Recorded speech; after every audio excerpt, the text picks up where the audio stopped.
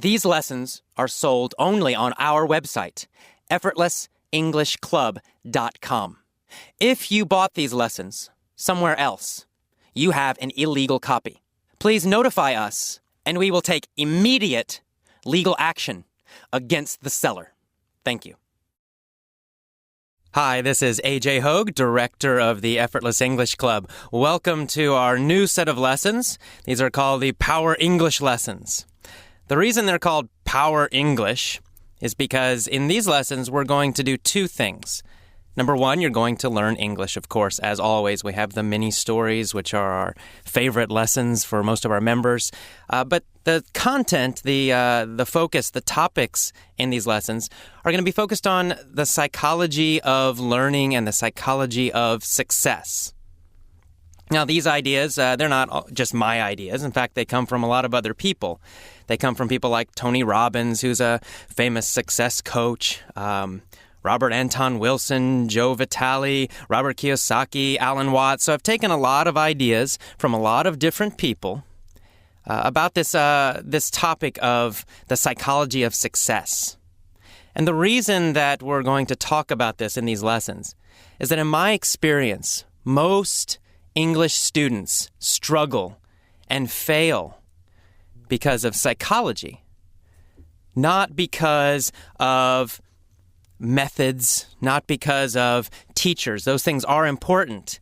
But, Tony Robbins talks about the fact that psychology is 80% of success. And I think he's right based on my experience with many, many English students. Psychology is 80% of success. So 20% are the methods you use to study.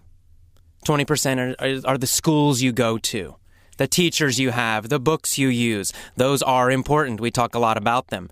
But the other 80% is psychology, your motivation, your emotions, how you manage your time.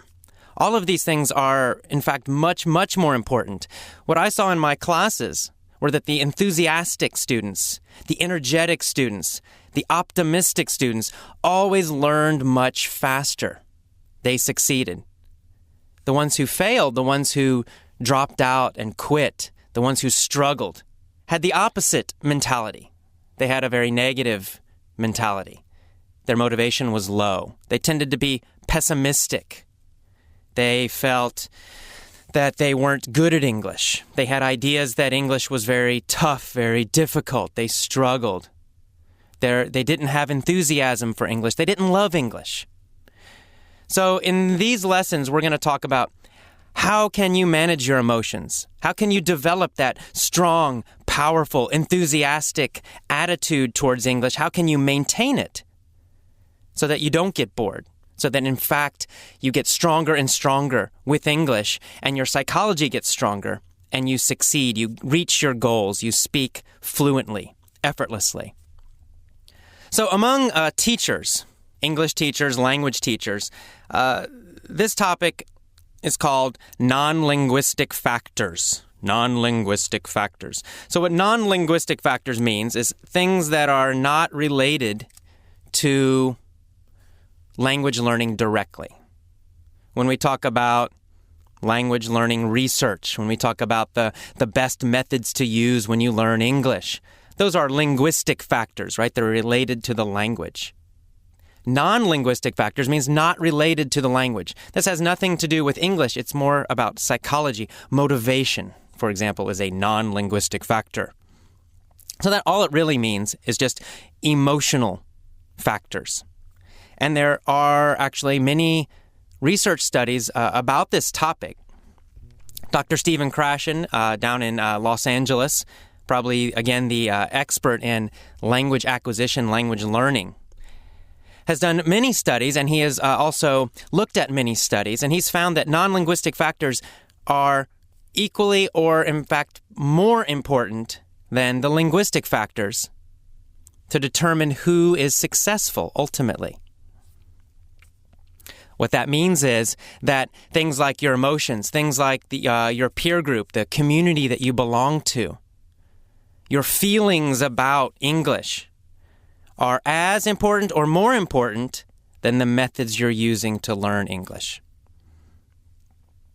So how are we going to do this? How are we going to learn? Well, one of the things we have to do is create a daily English ritual. You need to engage your physiology. That means you need to engage and use your body. You need to engage and use your subconscious. That's how you start to affect and strengthen your psychology.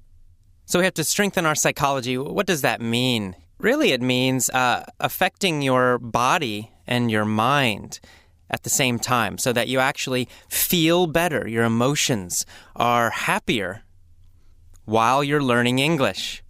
And I know this is the opposite of what you learned in school. You probably didn't feel very happy when you were sitting in your English classes. But when you're learning with Effortless English, it's very important for you to feel happy, for your body to feel good, for your mind to feel good, for you to emotionally enjoy the process of learning English. Of course, it's just more fun. You're going to like it a lot better. But the other benefit is that you actually will learn faster. You'll improve your grammar faster. You'll improve your pronunciation faster. You'll remember vocabulary words better, longer, and faster when you feel good. So there's a very practical reason for doing this too. So we're going to talk a lot in detail in these lessons about how to do this.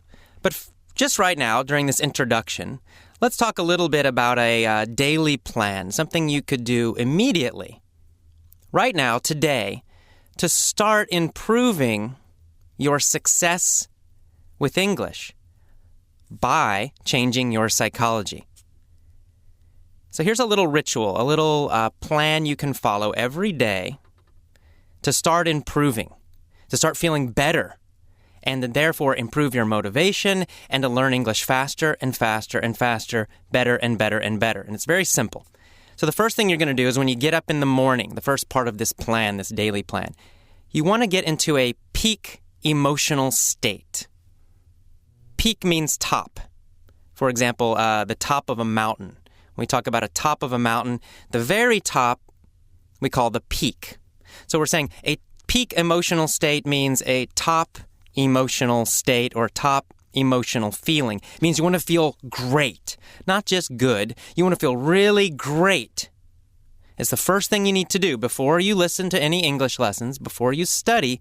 You want to first be sure that you feel great. How can you do it? Well, it's really easy. I recommend, for example, using music. And I actually do this myself in the morning. Most mornings, I will put on some great, exciting music that I love, jump around, act like a crazy person, and get myself feeling energetic and happy. Do that first before you listen. So move your body, smile. We're going to talk about this more in detail in later lessons. But just for now, every morning when you get up, first put on some music, some energetic, happy music that you like. Smile, move around. Do that for maybe 5 minutes, maybe 10 minutes. Then when you're feeling really great, your body's moving, you feel like you have energy, you're happy, then start your English lessons. The first thing you want to listen to is the main article, the main audio. That's how you're going to use these lessons. So the first thing is listen to the main talk.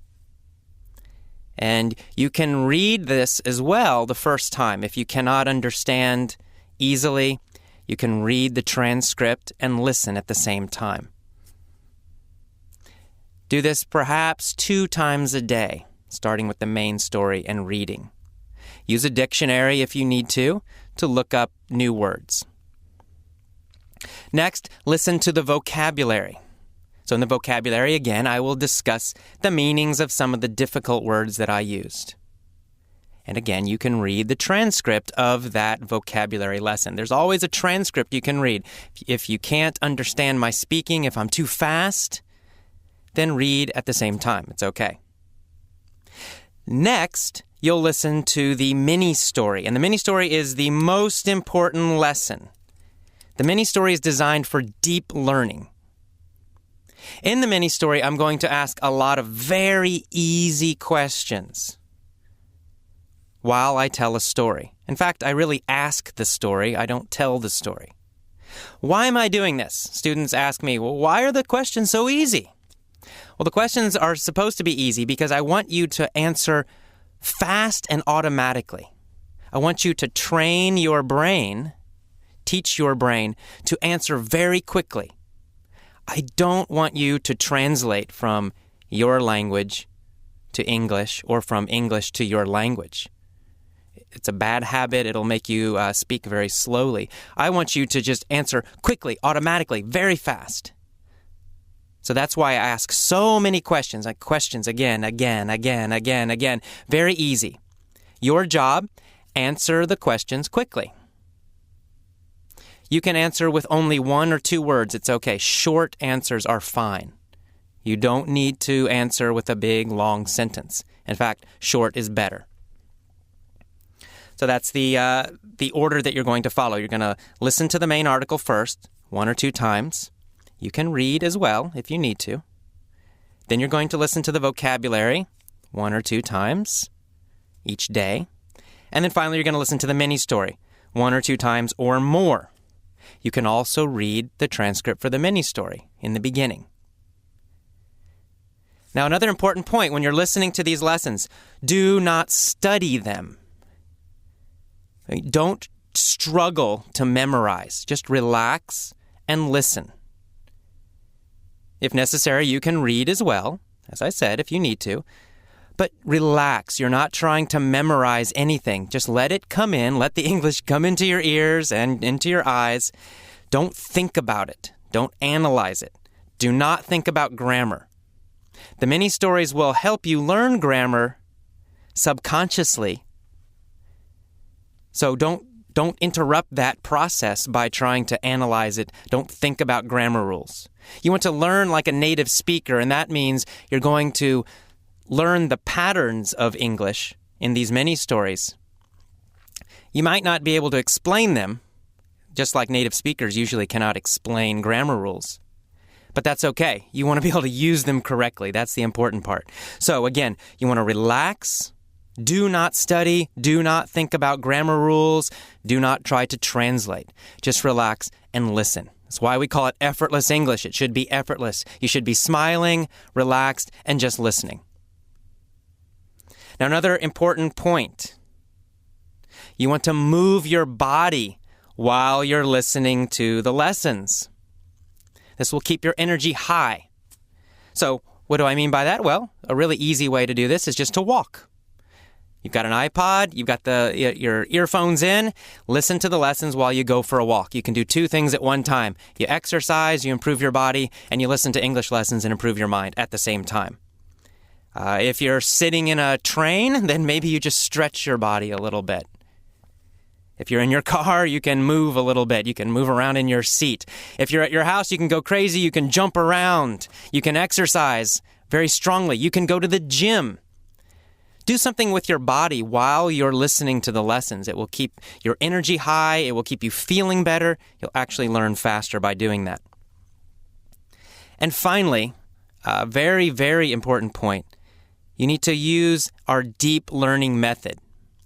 That means you listen to each lesson set for 1 week or more. So, for example, this introduction, it's got 3 parts. There's a main lecture, a main talk. There's a vocabulary section, and there's a mini story. Well, those 3, you want to listen to those 3 every day for 7 days. You want that repetition. Repetition is very important. You want it to go deeply into your brain. Just one time's not enough. Even if it's very easy for you, if you listen, you understand everything, it's simple, still follow the deep learning method. Still listen to the whole set for 1 week or more. On the other hand, if it seems very difficult, well, listen longer. 2 weeks is okay. Doesn't matter. The point is you want it to go very deeply into your brain, which means you want it to be almost effortless. It's just going to go into your brain and eventually just come out without you thinking. And that requires deep learning. It requires a lot of repetition. So that's kind of your basic plan for using these lessons. Again, first, you're going to get into a peak state. You're going to get excited. You're going to jump around. You're going to listen to music. You're going to feel great. Then you're going to listen to the main lecture, the main audio. 1 or 2 times.